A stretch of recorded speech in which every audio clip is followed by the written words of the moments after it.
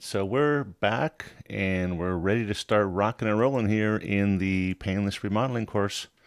Again, the goal is to help you guys navigate oncoming remodeling project with confidence and give you some pointers and some feedback about how to do this quicker, easier, faster, and definitely more painless.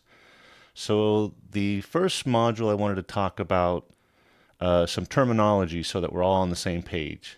Because oftentimes, when you're in a discussion with a tradesperson, whether it's a carpenter or a plumber or a roofer, uh, they all have their own set of vocabulary, and then the construction community as a whole has a set of vocabulary. But there's some stuff that will help you out uh, in that first step so that we're all on the same page. So we want to talk about some terms right off the bat.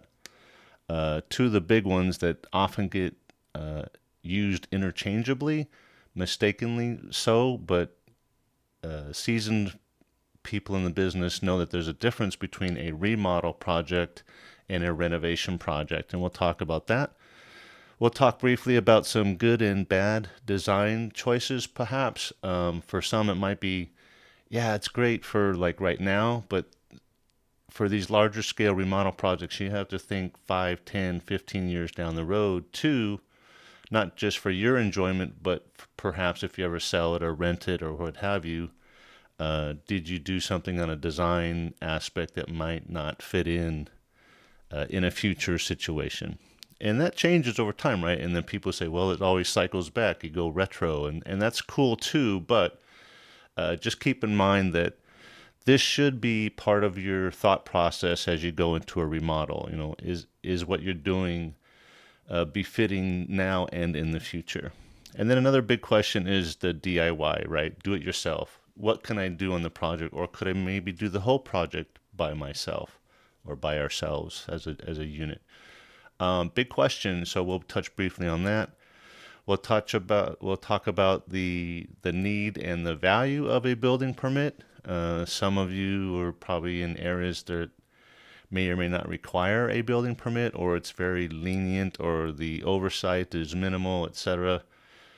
To me, that doesn't matter. Those people are there to just put a little stamp of approval on a project for health and safety reasons only.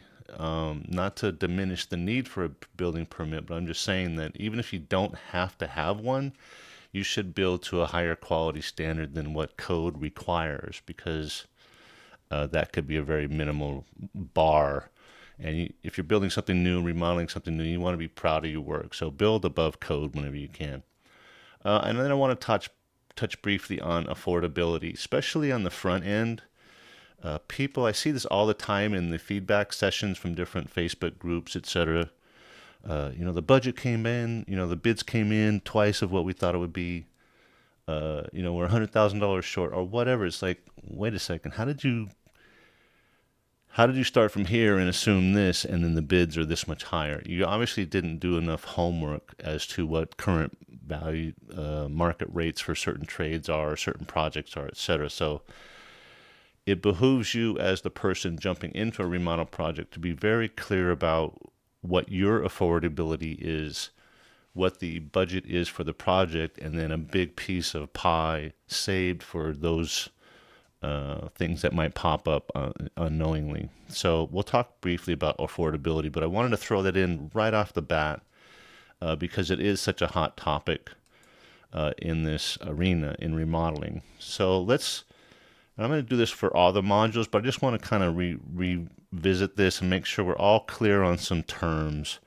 By the end of the module, you'll hear me discuss it briefly in certain slides, etc. But keep your ears open for these terms, and then hopefully at the end you'll understand and know the difference between a remodel project versus a renovation project, when I should do a DIY project myself, and when I should hire someone to manage it and do it and take care of it for me. And then we'll talk briefly about design obsolescence, and what that means we'll discuss in a few minutes here. All right. So the big two terms that are often thrown around, and you'll see it in advertising, you'll see it on websites, you'll see it on the side of a truck, you'll see contractors espousing to, yeah, I do remodeling and I do renovation. You're trying to like, okay, what is the difference? I don't understand. Can I use them interchangeably? What do these terms mean? Okay, so just as an example, I wanted to throw out, to me, pictures are worth 1,000 words, right? So try to explain remodeling versus renovations could be challenging if we're just kind of talking about it. But let's take a picture. So this is a kitchen we did for a beautiful couple, great family, pleasure to work with. But you can see this is a brand new kitchen, right? And this is just one half. If you pan to the left, there's a whole nother part of this new grand kitchen that we did for them. So the only the only thing that's not new is the kitchen table in the foreground, the 3 chairs that you see in this little bookcase hutch off to the side in front of this is a fridge cabinet that's customized to look like cabinetry. But this picture, what it doesn't show you is the history of the remodel. So if you kind of strip everything to the studs, let's say you took off all the drywall, everything was removed, no fixtures at all, you would see that the plumbing was over here and the stove was on the other side of the kitchen and there was no island, etc. So we had to move utilities, water, electric, drainage, etc., out to the island, and then change location of gas stub outs for the cooking, and then water locations for new kitchen sink location, as well as water line for the fridge. All I'm saying is this was a kitchen remodel because we had to change locations of the utility or the fuel or the power that the appliances need, right? We couldn't put them back to the same locations or utilize the same stub outs, etc. So the kitchen this was what we would call a kitchen remodel, right? Everything was changed within the space to reutilize the space in hopefully a new, beautiful, aesthetically pleasing but practical way, right? So it's got better traffic around the cooking area. It's the perfect cooking triangle here. I don't know if you noticed that, but fridge to sink to stove to second sink. I mean, it's a beautiful. I mean, she thought about this and had it all planned out. This is a remodel. Now let's look at a different thing that what I would describe as a renovation. Now here's the stairwell we did. Same house, same lovely lady. Existing stairwell up to the second floor. All we did was remove the floor covering and replace the newel posts and the banisters and the handrail, right? And then we did some decorative stuff around the edges to make it look like it was built-in cabinetry. You'll see it in this bigger picture off to the right. So this is kind of the midway. The first picture off to the left is the midway project, and the one on the right is kind of the finished result. Nothing was changed structurally, right? We didn't rebuild the stairwell. We didn't change the tread heights. We didn't do anything structurally to this stairwell. So this is what I would call a renovation. And that's kind of my point, is we haven't changed anything structurally. So you can apply this thinking to any case, right? Whether it be a room or an addition or what have you, a conversion. Are you renovating it and just replacing what's there in the same exact spot? It could be all brand new stuff, but if it's just a replacement, then that would fall into a renovation. If you're changing the use of the space or changing where things are, specifically appliances most often, then it would be considered a remodel. Okay, so that's what I wanted to try to make clear to you guys, is a big difference between a remodel and a renovation. And sometimes they happen simultaneously, right? Like in her case, we did the kitchen remodel downstairs and then this stairwell renovation. So it was 2 things on the same work scope. Okay, I'm just sharing with you that there is a subtle difference, but to a builder, it does make a difference. All right. Before I get started with these pictures, just a little preamble here. I am not a licensed architect. I'm not a designer, never went to school for it. I've just spent 40 years seeing trends in the remodel business. And I can try to explain it, but I think you'll see it easier here with just a couple images, and I'll let you decide what you think about these images, good or bad design choices. And you can apply this thinking to anything that you're about to do, whether it's putting in a fridge, sizing the sink, choosing trim, color choices, ceiling heights, light fixture placement. All of those things, door heights, door widths, all of those things could land in one of these two categories, right? Good or bad design choices. These are just two examples really quickly off my head that I could see. The picture on the left of the Roman tub, what would we call a raised Roman tub, just a drop in on a platform, used to be the craze back 15, 20 years ago. Every model home that you saw had one of these because that was the feedback they had at the time. Home buyers wanted this feature. They wanted to have this executive thing they could slip into every now and then. You know, it never happened, but they all had to have it, right? That's one example of what I would call a questionable design choice. Very, very valuable real estate right there in the master bathroom. And to take it up with a huge water-consuming device like this that gets used perhaps once or twice a year, to me didn't make sense. But I had client after client after client who wanted one of these. Okay, whatever you want. The one on the right, what do you think? It used to be polished chrome was the fixture finish of choice. I don't see it very much today in very nice design magazines, Architectural Digest, stuff like that. You very seldom see a chrome fixture, yet they still sell them on the shelf in the big box stores.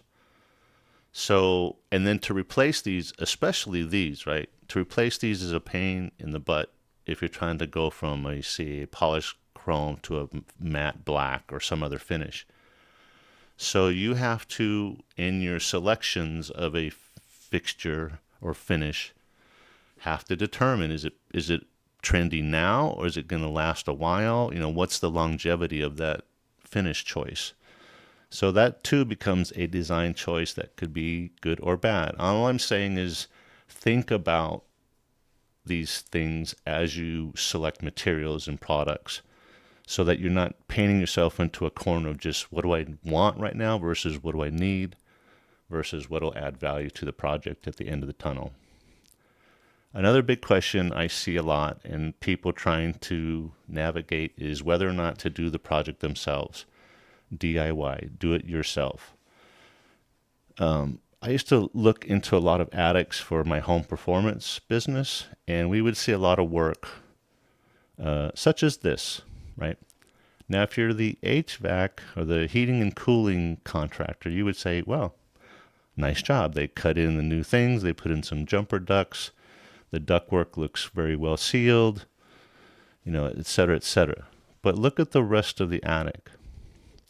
Now, as a remodeling contractor, I would poke my head up there, check their work, but also look at all the other stuff they did as, you know, pushed insulation aside. Now I have an insulation issue. I have lots of air leakage through that attic floor into the living space, etc., etc. All I'm saying is if you don't know, you don't know. And this is a detriment to you as the homeowner or the occupant. So if you don't take care of this, or if it wasn't addressed during this repair or whatever happened here,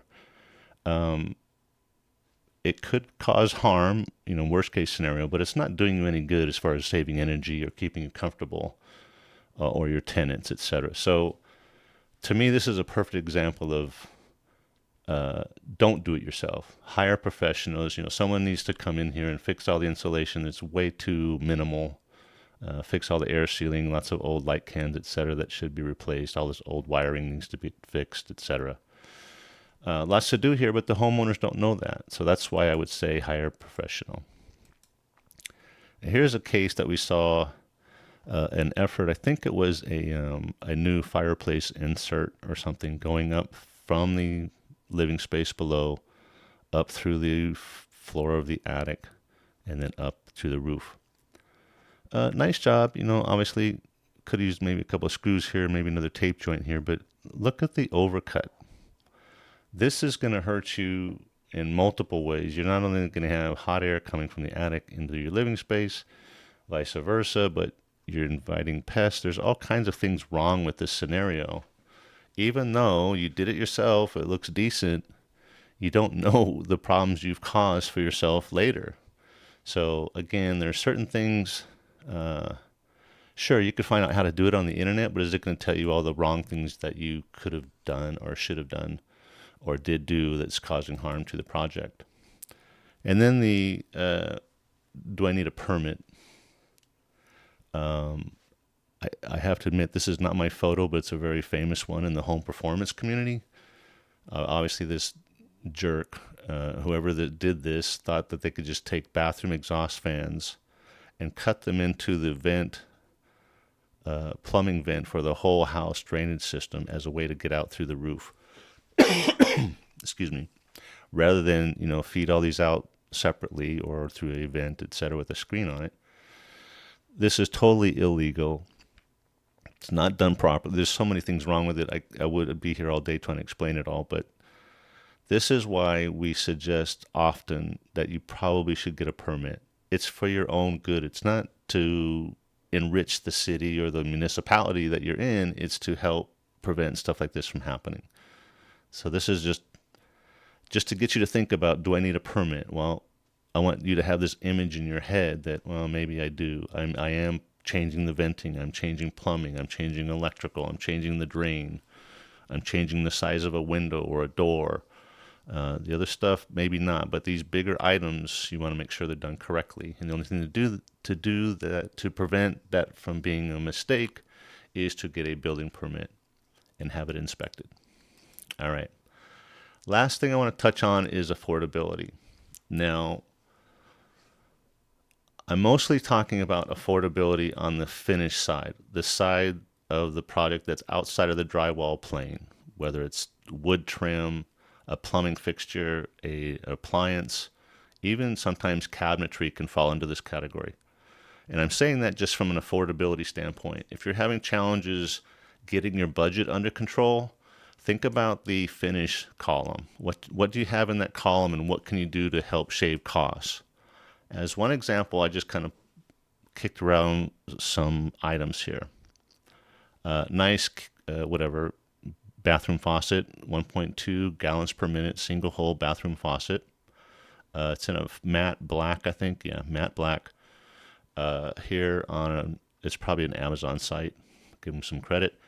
Here's a little close-up of it. Nice, simple, streamlined design, right?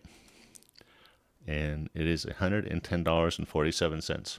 Okay, that's probably about right for something as stylish as this. Kingston, pretty well-known brand. It's telling you everything you need. It's got multiple finish choices, and I don't know if they change in price, but again, something I might have a 5-bathroom house that I got to buy 5 of these, right? Okay, what if I looked a little bit deeper, a little bit closer? Check this one out. It doesn't say who the manufacturer is, but let's say I have 3 or 4 small bathrooms, and I just need a faucet that looks cool, that matches my other one down the hallway. Check out the price. $26 versus what was the other one? 100 and something. All I'm saying is most items have this range of pricing in this kind of fixture finish category. You may not get the best longevity, or the best quality, or the best finish, or the best paint job, or the best efficiency.